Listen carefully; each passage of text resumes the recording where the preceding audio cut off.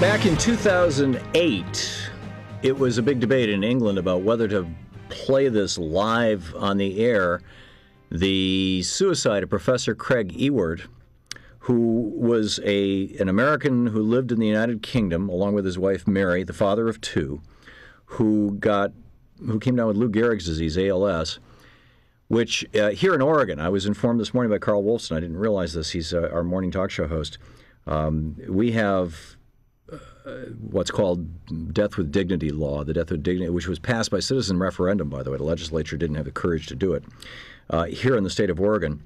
And if two doctors say that you're within 6 months of dying, you can take your own life with the help of a physician with an overdose of barbiturate. And this place in Switzerland that Craig Ewart went to, in this clinic, it's called Dignitas, the clinic in Zurich. They filmed this, and last night PBS played a movie, a John Zaritsky film titled "The Suicide Tourist," which is the story of Professor Craig Ewart and his final moments. He said at the end, "I'm tired of the disease, but I'm not tired of living. I still enjoy life enough that I'd like to continue, but the thing is that I really cannot. If I opt for life, then that is choosing to be tortured rather than end this journey and start the next one. I cannot take the risk. Let's face it, when you're completely paralyzed and cannot talk, how can you let somebody know you're suffering? That would be a complete and utter hell." And that was the direction he was heading. He said, "You can only watch so much of yourself drain away before you look at what's left and say, this is an empty shell. Once I become completely paralyzed, then I'm nothing more than a living tomb that takes in nutrients through a tube in the stomach. It's painful." And he bit down on a timer on a switch on his ventilator, drank a lethal dose of sodium phenobarbital through a straw, and died 45 minutes later. The question now, assisted suicide in the United States is legal in Oregon, Washington, and Montana. In Europe, it's legal in the Netherlands, Belgium, Luxembourg, and Switzerland. Should this be a crime, or is this a moral imperative? Mary Ewart is on the line with us. She is the widow of Professor Craig Ewart, the man who was the focus of this film that was played on many PBS stations across the nation last night. Mary, thank you for joining us. Thank you for having me, Tom. First of all, I told much of your husband's story in part because I didn't know how easy it might be for you to, particularly quoting his words. Did I characterize this accurately? Yes, you did. And I think one bit of it that I could elaborate on is that I do think that had Craig had the comfort of knowing that he would have the lethal prescription available where he was in England, he definitely would have lived a bit longer and perhaps until natural death. But it was the idea that he had to be able to travel, he had to be able to drink in order to do this, that he weighed up how quickly he was failing with what he had to do in order to access. And are you familiar with our experience here in Oregon with regard to that? I'm vaguely familiar with it. This is a fascinating thing, and because you just put your finger on the what I think is the most critical element of all of this, Mary Ewart.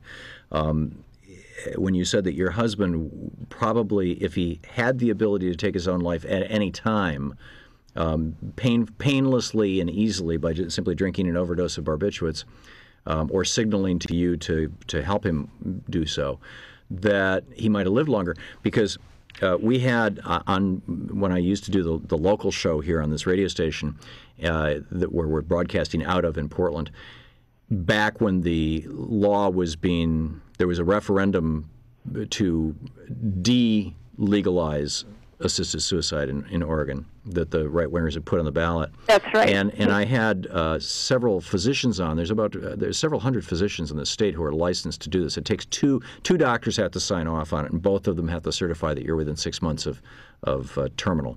And then you're given a prescription of a lethal, it's just a little bit of liquid that you drink, and it takes about a half hour to an hour, and you fall asleep, and that's the end. And what both of these doctors that I had on the radio program said, who were people who worked with dying people, who wrote these prescriptions, who were often at the bedside of these people, was that the number of suicides among terminally ill people in the state actually declined. and that before people had the ability to take their own life with a phenobarbital and doing it with a physician, we had a much higher rate of suicide by gunshot, and very often it didn't work, and you had people, and just very, very messy situations. And they said what would happen was people would get the prescription, it would sit on the table next to the bed, and every day they'd wake up and they'd say, okay, is the pain that bad yet? Nah, I think I can go one more day. And very often they would end up, more than half of them actually, would end up going all the way to the end of their natural life without ever taking the drug. Yes, and I think that could have been the case with Craig. I know that, even though he was becoming more and more disabled, there were certain parts of our life that really were richer than they had been, when daily life was just going on, because we spent more time together. We really were having a very good life at the end, but there was also this fear that he had, and that I, as someone who loved him, had, that he could find himself in an intolerable situation. Yeah. Yeah, apparently it just reaches the point where the last thing to go are the eyeballs, sort of thing. Yeah. It's just and this is just a very, very terrible disease. On the other hand, Stephen Hawking has that condition and has made it through quite some time. It affects everybody differently, apparently. Yes, but it always leads to death. Yes. Yes. So we're talking with Mary Ewert. She is the widow of Professor Craig Ewert, who committed suicide in 2008 legally in Switzerland at this clinic, Dignitas, and is the subject of this movie that was on PBS last night, The Suicide Tourist, a John Zimitsky film, or Zaritsky. Mary,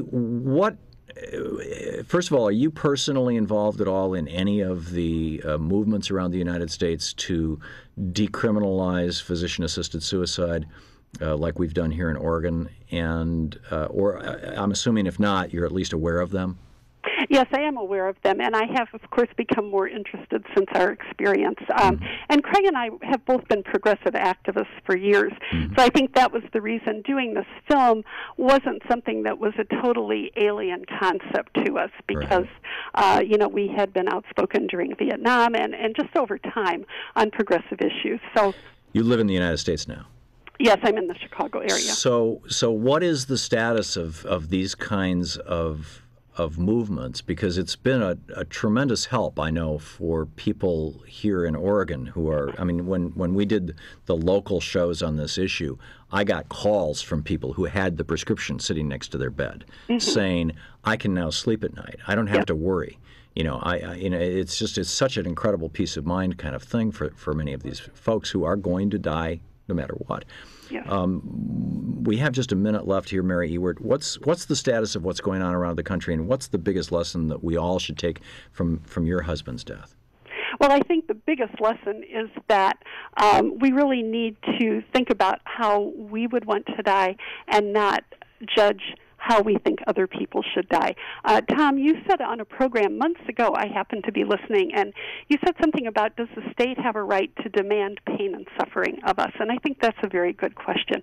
Who makes that decision? Is it the state imposing a certain belief, or should patients be free to see out the end of their lives as they choose to live those lives? With regard to the status, yesterday, I'm not sure, I don't think anything is happening in Illinois right now. I was interviewed yesterday on WGBH in Boston, and apparently there is a bill coming forward in the Massachusetts legislature. Okay. Well, let's hope that this can spread, because this is, it's just a matter of dignity.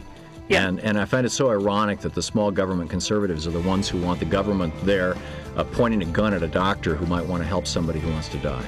It's nuts.